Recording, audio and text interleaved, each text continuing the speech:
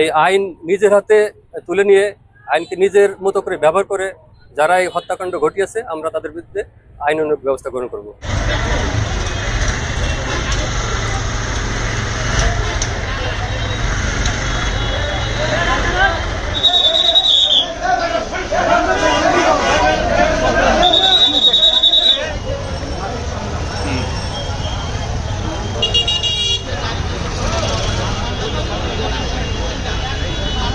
ঘটনার সংবাদ পেয়ে পুলিশ দ্রুত ঘটনাস্থলে আসে এবং 3 জনের মৃতদেহ উদ্ধার করে।